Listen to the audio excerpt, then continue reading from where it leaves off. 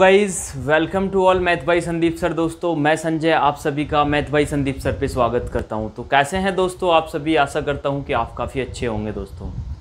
और मैं आज आपके साथ जो डिस्कस करने वाला हूं, जो मैंने आपके साथ लास्ट वीडियो में डिस्कस किया था हिंदी में, टॉपिक क्रिया आपका टॉपिक चल रहा था। और क्रिया मैं आपको बता चुका हूँ एक्चुअल में हमारी क्रिया होती क्या है। सबसे पहले मैं आपसे कुछ बातें करता हूँ। आपको पता होगा कि जो आपका कमिंग संडे है ना, अब से 2-3 दिन बाद जो संडे आएगा आपका, उसमें आपका टेस्ट होने वाला है हिंदी का। क्या होने वाला है? हिंदी का लाइव टेस्ट होगा, जिसमें अभी तक मैंने जितने भी आपको टॉपिक करा दिए हैं, मतलब जितने भी टॉपिक मैंने अभी तक करा दिए हैं ना, अभी तक प्लेलिस्ट मैंने आपको बता दी है। आप मैथ बाई संदीप सर में जाके प्लेलिस्ट पे जाएंगे, उसमें हिंदी सभी एग्ज़ाम के लिए उस पर क्लिक करेंगे, उसमें हिंदी के सभी टॉपिक्स हैं जो मैंने आपको कंप्लीट करा दिए हैं। तो आपको क्या करना है, हिंदी एकदम पूरी रिवीजन करनी है, जितना भी पढ़ा रहा हूँ साथ के साथ, और पूरी हिंदी का रिवीजन करना है। आपका कंप्लीट टेस्ट होने वाला है और बहुत सारे टॉपिक आएंगे इसमें, कम से कम 8-10 टॉपिकों का टेस्ट होगा। तो आपको काफ़ी अच्छा लगेगा टेस्ट, आपको काफ़ी अच्छे से मैं टेस्ट बनाऊंगा। तो आप उस टेस्ट को ज़रूर दें, ठीक है, जिससे आपको पता लगेगा कि आपकी तैयारी कैसी चल रही है। क्योंकि जेल वार्डर फायरमैन भूलना नहीं है आपको, इसमें सिलेक्शन लेना है आपको। दिल्ली पुलिस तो देना ही देना है। दिल्ली पुलिस के लिए आपको संविधान मैंने स्टार्ट कर दिया है, काफ़ी अच्छे से मैं मतलब चीज़ों को एकदम डीप में जाके आपको संविधान पढ़ाने की कोशिश कर रहा हूँ, ठीक है। तो आपने रक्षाबंधन भी मना लिया होगा, और ये सोचिए कि जो हमारा आने वाला नेक्स्ट रक्षाबंधन है उस तक हमारे हाथ में एक जॉब हो। तो सभी अपने आप से एक प्रॉमिस कर लीजिए, उसके बाद आप अच्छे से स्टडी में लग जाइए, क्योंकि अभी एग्ज़ाम आने स्टार्ट हो गए हैं और काफ़ी अच्छे से आप स्टडी करिए। क्योंकि लॉकडाउन मतलब ऑफलाइन कोचिंग नहीं चल रही है तो ऑनलाइन कोचिंग चल रही है। मैं मान रहा हूँ कि मुश्किल से 30 से 40% स्टूडेंट हैं जो डेडिकेटेड होकर पढ़ाई कर रहे हैं, क्योंकि वो अपनी पढ़ाई नहीं कर पा रहे हैं, वो इधर उधर की बातों में या फिर व्हाट्सअप या फेसबुक की चैटिंग में मतलब अपना टाइम वेस्ट कर रहे हैं। मैं ये पूरा मतलब एनालिसिस के साथ बता रहा हूँ, क्योंकि जितने भी मतलब मेरे साथ के जानने वाले हैं या उनके जानने वाले हैं, मतलब जितने भी स्टूडेंट का ग्रुप्स है, तो उनसे मतलब ये रिसर्च लेकर ये सामने आई है एनालिसिस करने के बाद कि लॉकडाउन जो चल रहा है, ऑफलाइन कोचिंग जो चल रही है हमारी, ऑफलाइन तो बंद है, जो ऑनलाइन कोचिंग्स चल रही हैं इसमें पढ़ाई स्टूडेंट बहुत कम कर रहे हैं।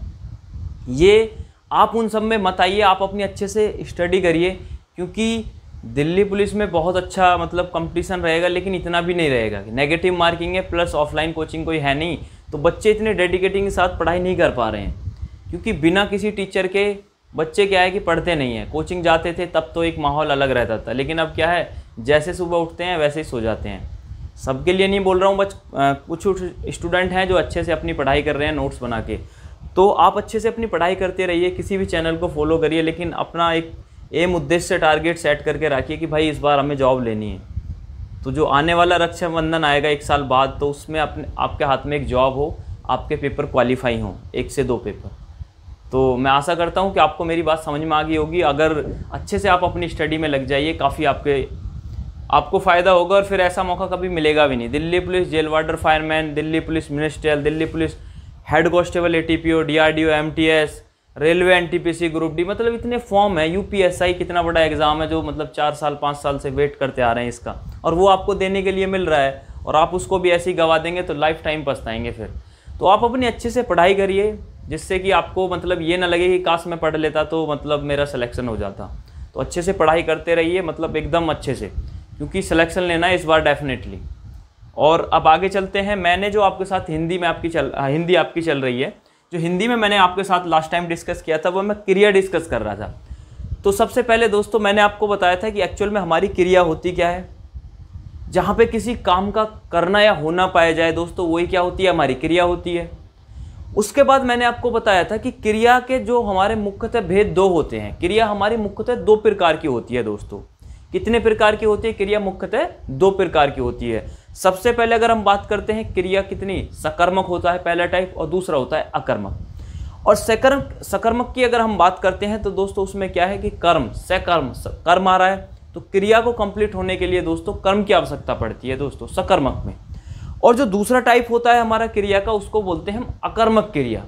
और अकर्मक क्रिया में क्या होता है कि दोस्तों हमें उसे कंप्लीट होने के लिए कर्म की आवश्यकता नहीं पड़ती है दोस्तों।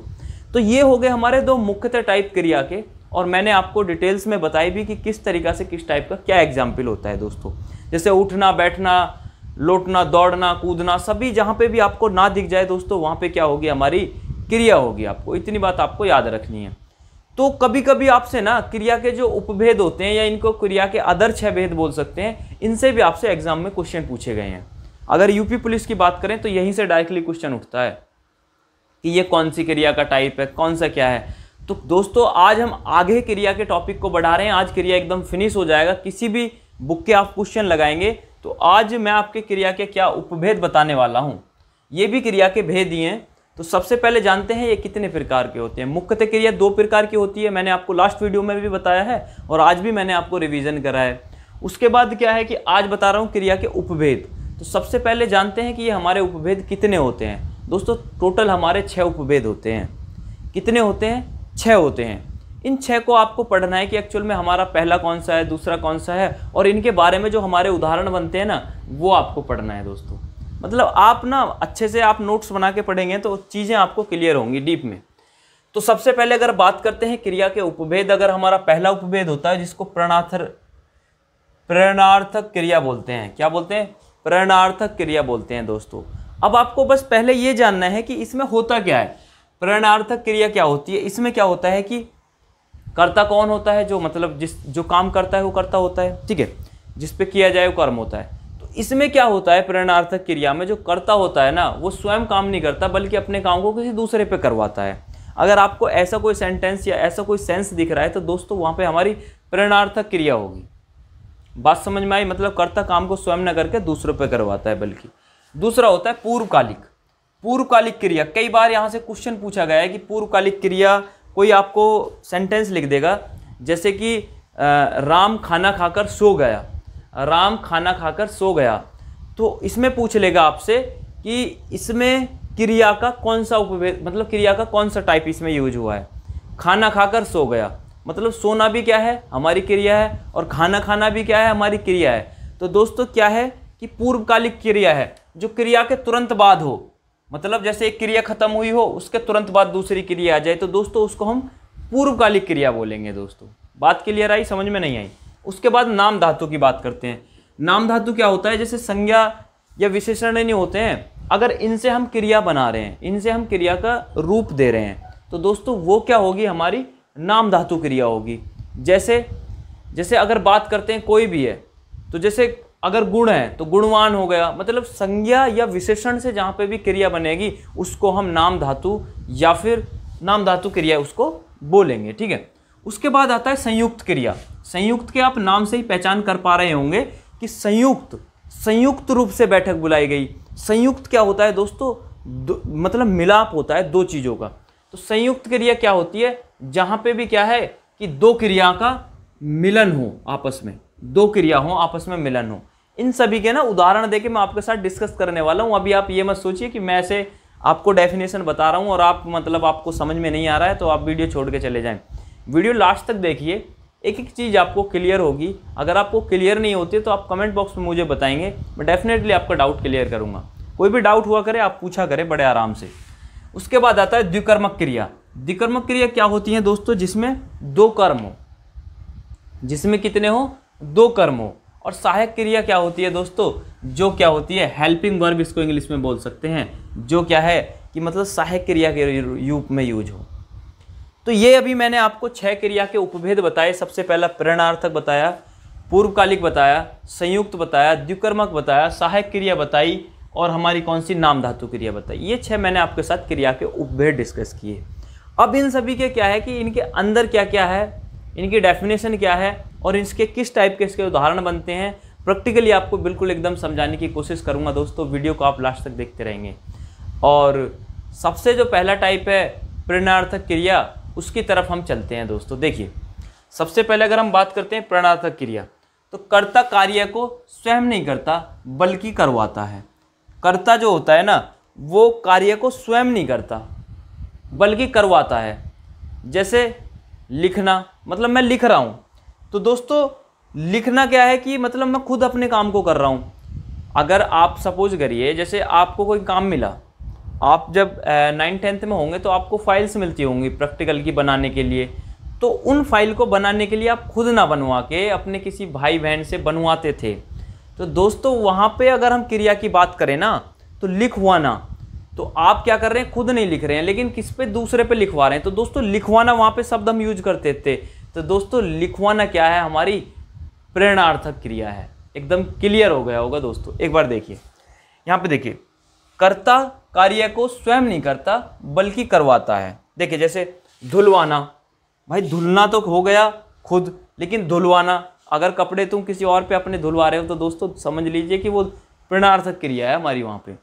अब पूछ रहा है पकवाना, पकाना, अगर खुद आप किसी चीज़ को पका रहे हैं तो दोस्तों वहाँ पे हमारी क्या हो गई, वहाँ पे हमारी सिंपल क्रिया हो गई। और पकवाना तो हम खुद नहीं पका रहे हैं, किसी दूसरे पे पकवा रहे हैं, तो यहाँ पे क्या होगी, हमारी प्रेरणार्थक क्रिया होगी दोस्तों। दौड़ाना, दौड़ाना, आप दौड़ा रहे हैं तो आप खुद तो दौड़ेंगे नहीं, किसी दूसरे को दौड़ाएंगे ना, तो ये क्या होगी हमारी, ये भी प्रेरणार्थक क्रिया है।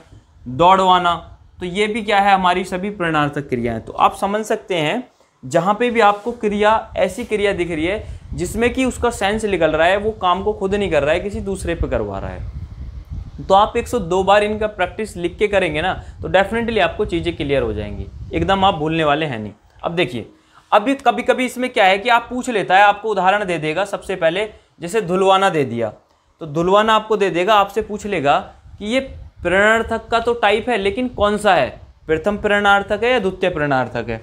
तो हमारे दो प्रकार के, ये प्रेरणार्थक क्रिया हमारी दो प्रकार की होती हैं दोस्तों। प्रथम और द्वितीय आपको समझना है किस तरीका से। अगर हम बात करें हैं धुलना, अगर हम बात करें दौड़ना, दौड़ना क्या है, मैं खुद दौड़ रहा हूँ, खुद दौड़ रहा हूँ ना मैं, दौड़ना हो गया। उसके बाद आया दौड़ाना, दौड़ाना क्या है कि मैं किसी को दौड़ाना, किसी दूसरे बंदे को मैं दौड़ा रहा हूँ, ठीक है। दौड़वाना, दौड़वाना का मतलब है कि मैं किसी दूसरे बंदे से कह के किसी तीसरे बंदे को दौड़ा रहा हूँ। ऐसे ही मैंने आपको सर्वनाम में बताया था, उत्तम पुरुष, मध्यम पुरुष, अन्य पुरुष। उत्तम पुरुष की अगर हम बात करते हैं तो खुद अपने लिए, मध्यम पुरुष जो हमारे सामने खड़ा हुआ है, और अन्य पुरुष जो हमारे सामने प्रेजेंट नहीं है, किसी दूर के लिए यूज करते हैं। तो इसी तरीका से सेम हमारी प्रथम प्रेरणार्थक एंड द्वितीय प्रेरणार्थक क्रिया होती है दोस्तों। प्रथम प्रेरणार्थक में क्या होता है कि जैसे कोई, मैं किसी पे स्वयं काम ना करके किसी पे करवा रहा हूँ और डायरेक्टली करवा रहा हूँ, जैसे कि लिखना, ये छोड़िए, अब आगे बढ़िए, मैं आपको डायरेक्टली एग्जाम्पल के थ्रू समझाता हूँ। जैसे आप देखिए हंसना है, हंसना क्या है, हमारी एक क्रिया है ना। आपको मैंने बताया था जहाँ पे भी आपको ना शब्द दिख रहा है वो हमारी क्या है, क्रिया है। हंसना हमारी क्रिया है, लेकिन हंसाना ये हमारी प्रथम प्रेरणार्थक क्रिया है दोस्तों। हंसाना, क्योंकि हंसना मैं खुद हंस रहा हूँ, लेकिन हंसाना क्या है कि मैं किसी दूसरे को हंसा रहा हूँ।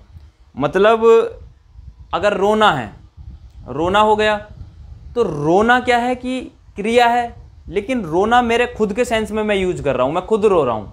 अगर रुलाना, रुलाना का मतलब है मैं खुद नहीं रो रहा हूँ लेकिन मैं दूसरे को रुला रहा हूँ, मतलब रोना मुझे चाहिए था लेकिन मैंने दूसरे को रुवा दिया अपनी बातों से, तो वो क्या होगी, हमारी प्रेरणार्थक क्रिया होगी, अपने काम को स्वयं न करके दूसरे पे करवा रहा है। तो वहाँ पे रुलाना हो गया द्वितीय, प्रथम प्रेरणार्थक, क्योंकि मैं खुद डायरेक्टली उसको रुला रहा हूँ। अगर मुझे पता लग जाए कि ये पर्सन है और इसको मुझे रुलाना है, तो मैं खुद ना रुला के मैं किसी दूसरे बंदे से कहूँ और दूसरा बंदा उसको रुलाए, तो रुलवाना आप यूज करेंगे उस सेंस में। आप देखिए ना, हिंदी भाषी में आप डायरेक्टली यूज नहीं करते हैं रुलाना, रुलवाना।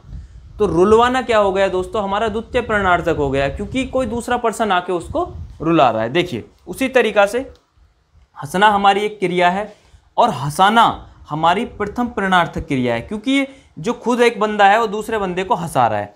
उसके बाद हंसवाना, हंसवाना क्या है कि कोई दूसरा बंदा उसको हंसा रहा है, तो ये क्या है, हंसवाना हमारी द्वितीय प्रेरणार्थक क्रिया है। देखिए उसी तरीका से सुनना, सुनना, सुनाना, ये प्रथम प्रेरणार्थक हो गई।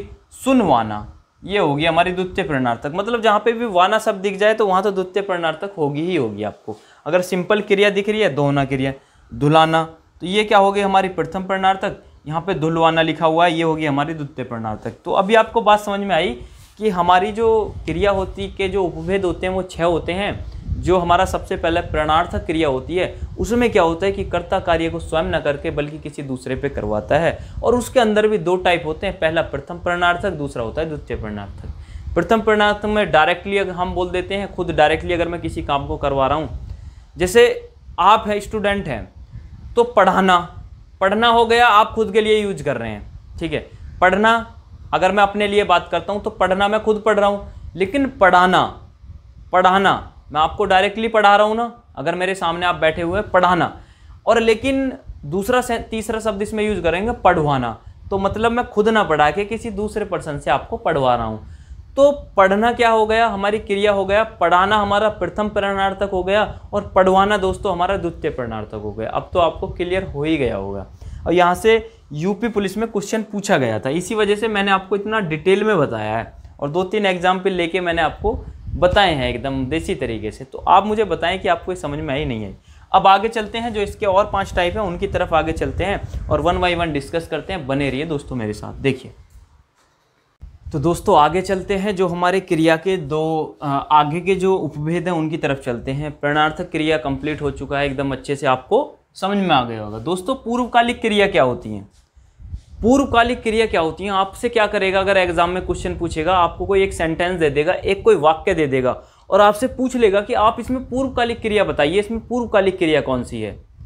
तो आपको अगर क्रिया का ज्ञान है, किस तरीका से आप क्रिया की पहचान करते हैं, तो आप इजीली उसको फाइंड आउट कर सकते हैं अगर सभी क्रिया आप जानते हैं दोस्तों। तो पूर्वकालिक क्रिया की अगर हम डेफिनेशन की बात करते हैं तो दोस्तों ऐसी क्रिया जो किसी क्रिया से पहले घटित हुई हो। इट मीन्स जहां पे भी 2 क्रिया आपको दिख रही हैं, उन 2 क्रिया में से जो पहली वाली क्रिया है, मतलब जो पहले घटित हुई है, मतलब एक क्रिया पहले होगी और दूसरी क्रिया ये होगी। इट मीन्स 2 क्रिया हो गई, एक सेंटेंस में घटित हो गई, उसके बाद ये दूसरी जो क्रिया है ना, इससे पहले ये घटित हुई है, तो दोस्तों ये हमारी पूर्वकालिक क्रिया हो गई। अब आपको मैं डेफिनेशन बताता हूं कि ऐसी क्रिया जो किसी क्रिया से पहले घटित हुई हो। ठीक है दोस्तों, आपको फिर से एक बार अपनी बातों को रिवाइज कराता हूं कि अगर पूर्वकालिक क्रिया की बात करेगा ना, तो वो ऐसी क्रिया होगी जो किसी क्रिया से पहले घटित हुई हो। दोस्तों बहुत आसान सी डेफिनेशन है, आप देख सकते हैं। ऐसी क्रिया जो किसी क्रिया से पहले घटित हुई हो, उस क्रिया को पूर्वकालिक क्रिया कहते हैं दोस्तों। जैसे खाना खाकर, चाय पीकर आदि, ये सभी क्या हैं, इसके उदाहरण हैं। ये सभी क्या हैं, इसके उदाहरण हैं। आप देखिए अभी आपको एग्जाम में क्वेश्चन कैसे आएगा। अब ये 3 मैंने उदाहरण लिखे हुए हैं, ये उदाहरण लिखे हुए हैं। पहला है रमेश खाना खाकर जाता है। दोस्तों पहला एग्जाम्पल आपके सामने है, उदाहरण रमेश खाना खाकर जाता है। तो आप ये देखिए रमेश खाना खाकर जाता है, तो इसमें इस सेंटेंस में आपसे पूर्वकालिक क्रिया पूछेगा। क्या पूछेगा इस सेंटेंस में? पूर्वकालिक क्रिया पूछेगा। तो आपको क्या करना है, इसमें पहचान करनी है दोस्तों पूर्वकालिक क्रिया है क्या है। दोस्तों रमेश संज्ञा होगी एक, अगर आपको पूरा संज्ञा सर्वनाम सब कुछ याद है ना, आप हर सब कुछ पहचान सकते हैं। सॉरी, रमेश एक संज्ञा हो गई, खाना खाकर ये हमारी एक क्रिया हो गई, जाना भी हमारी एक क्रिया होगी दोस्तों, ये भी एक क्रिया सेकंड क्रिया हो गई, ये फर्स्ट क्रिया हो गई दोस्तों। ऐसी क्रिया जो किसी क्रिया से पहले घटित हुई हो दोस्तों, तो ये जाना हमारी सेकंड क्रिया होगी दोस्तों, खाना खाकर हमारी पहली क्रिया होगी दोस्तों, इसमें हमारी ये पूर्वकालिक क्रिया होगी दोस्तों, खाना खाकर। बात समझ में आई या नहीं आई आपको? इस तरीका से ही आपसे डायरेक्टली क्वेश्चन पूछे जाते हैं। मैं आपके साथ संडे में क्वेश्चन भी डिस्कस करूंगा, तो आपको पता भी लगेगा कि किस तरीका से क्वेश्चन आपसे पूछे जाते हैं। देखिए अब आगे चलते हैं। तुम अपना काम करके निकलो।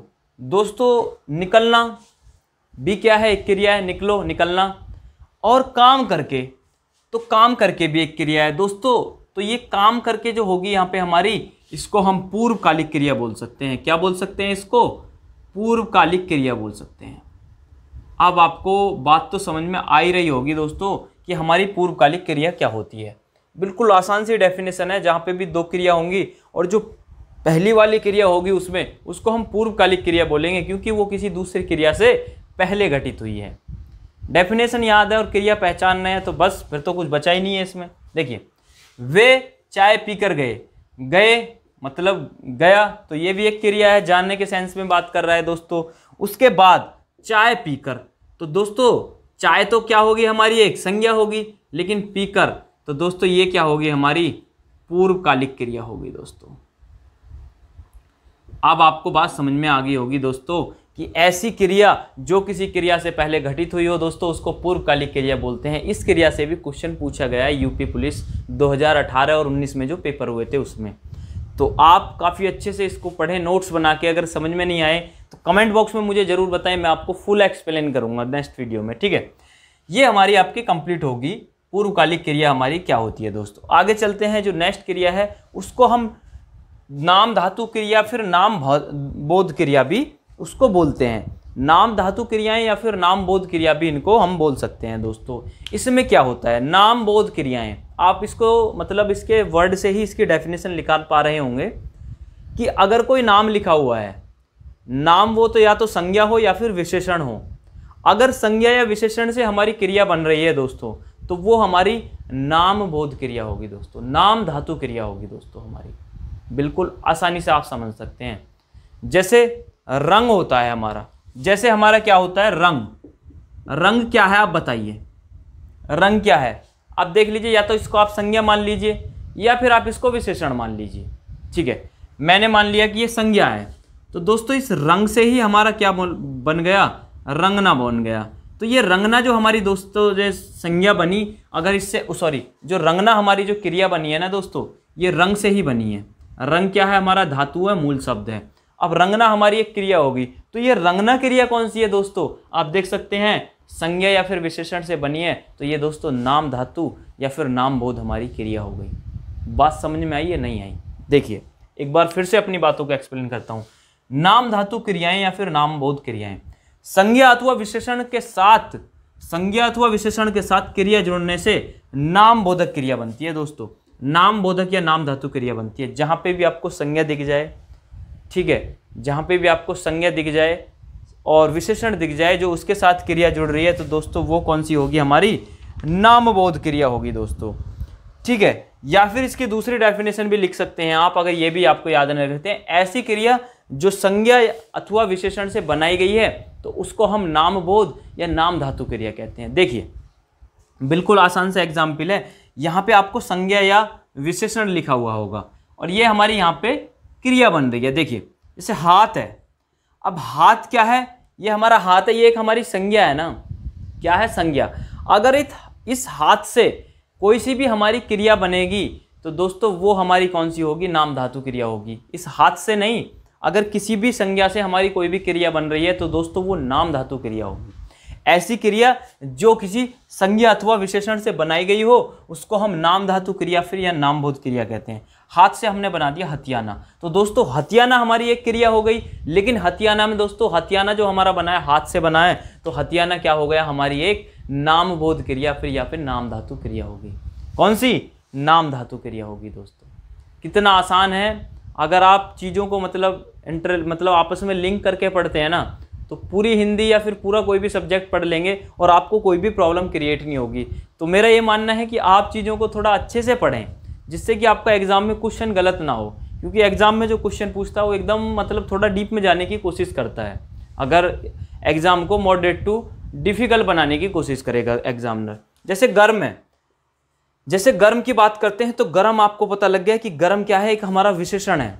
जैसे पानी गर्म है, तो पानी की विशेषता क्या बता रहा है, हमारा गर्म बता रहा है। मैं आपको संज्ञा सर्वनाम विशेषण सभी कंप्लीट करा चुका हूं। जिस भाई ने भी मेरी वीडियो नहीं देखी है तो कृपा करके प्लेलिस्ट में जाए और सभी वीडियो को देखे, और किसी भी टॉपिक में आपको प्रॉब्लम नहीं होगी डेफिनेटली। देखिए अगर हम गर्म की बात करते हैं तो गर्म क्या है, एक हमारा विशेषण है, लेकिन इस गर्म से ही गरमाना हमारा क्या बन गया दोस्तों, विशेषण बन गया। इस गर्म से ही हमारा एक गरमाना, गरमाना क्या होगी, हमारी एक क्रिया होगी, और गर्म क्या है, हमारा एक विशेषण है। तो यहाँ पे आपको ना दिख रहा है, तो ये हमारी क्रिया है। तो ये कौन सी क्रिया है दोस्तों, हमारी नाम धातु क्रिया है, क्योंकि ये गर्म से बनी है और गर्म हमारा एक विशेषण होता है। उसी तरीका से रंग हो गया दोस्तों। अब रंग क्या हो गया दोस्तों, रंगना, रंग से बना है हमारा रंगना। तो ये सभी क्या होगी, हमारी क्या होगी, सभी हमारी ये नाम धातु हमारी क्रिया होगी दोस्तों। मैं 3 क्रिया आपको बता चुका हूँ जो क्रिया के उपभेद हैं। सबसे पहले प्रेरणार्थक बताई, उसके बाद मैंने आपको पूर्वकालिक बताई, उसके बाद मैंने आपको नाम धातु बताई। जो बची हुई 3 है वो भी खत्म कर देता हूँ, उसके बाद आपका क्रिया एकदम खत्म हो जाएगा टॉपिक। कहीं से कोई भी क्वेश्चन आपसे पूछ ले तो आप कभी गलत। तो दोस्तों आगे चलते हैं, जो हमारे जो क्रिया के उपभेद के जो नेक्स्ट 3 टाइप हैं वो डिस्कस करते हैं। इसके बाद आपकी क्रिया एकदम खत्म हो जाएगी दोस्तों, और कभी भी लाइफ में भी आप क्रिया का कोई भी क्वेश्चन गलत नहीं करेंगे। किसी भी एग्जाम में अगर पूछा जाता है, चाहे वो जेल वार्डर हो, फायरमैन हो, यूपीएसआई हो, क्योंकि अब जो एग्जाम जो अब मैं टॉपिक करा रहा हूँ ना आपको, जब से यूपीएसआई का सिलसिला उठा है तो मैं थोड़ा टॉपिक आपको गहराई में जाके करा रहा हूँ, ताकि अगर आप यूपीएसआई के भी क्वेश्चन सॉल्व करें तो जिसमें आपको कोई इशू ना हो। ठीक है दोस्तों, तो देखिए जैसे कि ये संयुक्त क्रिया लिखी हुई है, तो संयुक्त क्रिया क्या है कि आपको नाम से ही इसकी डेफिनेशन पता लग रही है। संयुक्त क्रिया का मतलब होता है कि जहां पे दो क्रिया के मिलने से जो हमारी क्रिया बने उसको संयुक्त क्रिया बोलते हैं। देखिए, एक से अधिक क्रियाओं के योग से बनने वाली क्रिया, मतलब एक से अधिक क्रियाओं के योग से बनने वाली क्रिया को हम संयुक्त क्रिया बोलते हैं दोस्तों। देखिए, जैसे उदाहरण लिखा हुआ है पहला वाला, रमेश घर पहुंच गया। तो पहुंच गया तो क्या है कि पहुंच गया हो गया, तो पहुंच गया, रमेश घर पहुंच गया हमने एक साथ बोला, ठीक है। लेकिन पहुंचना एक अलग क्रिया है और गया हमारी एक क्रिया है अलग, ठीक है। तो यहां पे क्या हुआ कि दो क्रिया को कंबाइन करके हमने बोल दिया रमेश घर पहुंच गया। तो ये भी हमारी एक क्रिया है पहुंचना, और ये भी हमारी क्रिया है। तो दो क्रियाओं से मिलके दोस्तों हमारी कौन सी संयुक्त क्रिया बन गई दोस्तों। अब आपको ना सभी क्रिया को पहचानना आना चाहिए। जितने भी वाक्य लिखे होते हैं उसमें अगर आपसे किसी भी क्रिया के पूछ लेता है कि इसमें कौन सी क्रिया है, क्या है, किस टाइप से, तो आप आसानी से उसका आंसर दे दें। वह बिस्तर पर सो गया, मतलब आपका भाई है और आपका भाई का फ़ोन आपके पास है और आपके भाई के दोस्त की कॉल आती है और आपसे पूछता है कि मतलब आपका भाई कहाँ है, तो आप बोलेंगे उससे कि वह बिस्तर पर सो गया, वह बिस्तर पर सो गया। तो आप देखिए, वह बिस्तर पर सो गया हमने डायरेक्ट बोल दिया, लेकिन दोस्तों सोना एक हमारी एक अलग क्रिया है।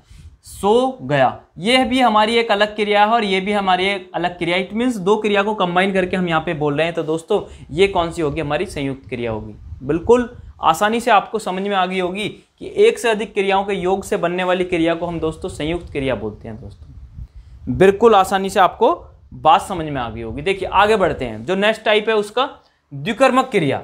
आपको नाम से ही डेफिनेशन निकल के आ रही है द्विकर्मक। इस मीन्स दो क्रम वाली क्रिया, दो क्रम वाली क्रिया दोस्तों। देखिए अब आपको पता होना चाहिए कि कर्म क्या है। माँ ने रमेश को सेब खिलाया, मतलब जिसके लिए काम किया जा रहा है दोस्तों वो कर्म है, या जिस पे काम किया जा रहा है वो कर्म है, और जो काम को कर रहा है वो कर्ता होता है। मैं आगे आपसे डिस्कस करूंगा कर्ता कर्म क्या होते हैं, वाच्य सभी डिस्कस करूंगा। लेकिन इसमें आया है आपके साथ कि दो कर्म वाली क्रिया को हम द्विकर्मक क्रिया बोलते हैं। तो मैं आपको बता देता हूं इन शॉर्ट में कि हमारा कर्म क्या होता है। कर्म क्या होता है, जिस पे काम किया जाए दोस्तों वो कर्म होता है, या फिर जिसके लिए काम किया जाए, जिससे काम किया जाए। तो जो कर रहा है वो हमारा कर्ता हो गया। देखिए माँ ने रमेश को सेब खिलाया दोस्तों, माँ ने रमेश को सेब खिलाया। अगर हमें कर्म की पहचान करनी है तो हम क्या या किसको लगा के देख लेंगे सेंटेंस में। अगर क्या या किसको लगा के हमें आंसर मिल रहा है तो दोस्तों डेफिनेटली वहां पे कर्म होगा हमारा। देखिए माँ ने रमेश को सेब खिलाया, तो सबसे पहले किसको खिलाया, रमेश को, रमेश को खिलाया। तो यहाँ पे रमेश क्या हो गया दोस्तों, कर्म हो गया हमारे। और क्या खिलाया, सेब खिलाया। क्या या किसको लगा के हमने देखा, दोनों का हमको आंसर मिल रहा है। तो दोस्तों इस सेंटेंस में दो कर्म हो गए, तो इसको हम द्विकर्मक क्रिया बोल सकते हैं। माँ ने रमेश को सेब खिलाया, तो यहाँ पे रमेश भी हमारा कर्म है और सेब भी हमारा कर्म है। क्या खिलाया, सेब खिलाया। किसको खिलाया, रमेश को खिलाया दोस्तों। द्विकर्मक क्रिया हम इसको बोल सकते हैं। देखिए अध्यापक ने बच्चों को किताब पढ़ाई।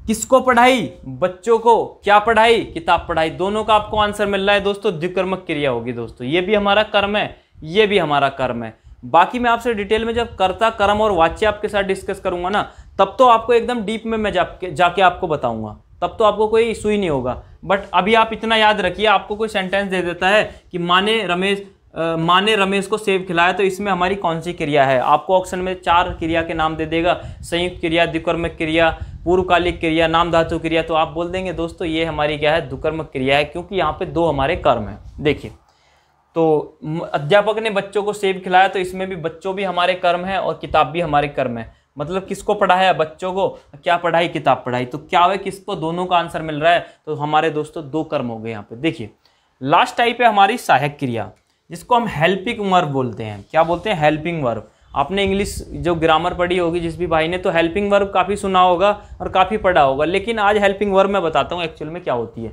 Helping verb. तो आपको इसके नाम से ही पता लग रहा है कि हेल्प करना। तो हेल्पिंग वर्ब का काम क्या होता है, सिर्फ जो एक सहायक क्रिया जो हमारी मुख्य क्रिया होती है ना, तो वो सहायक क्रिया उसकी हेल्प करती है। मतलब सेंटेंस का अर्थ अच्छी तरीके से आपको मिले, अर्थपूर्ण सेंटेंस आपको मिले।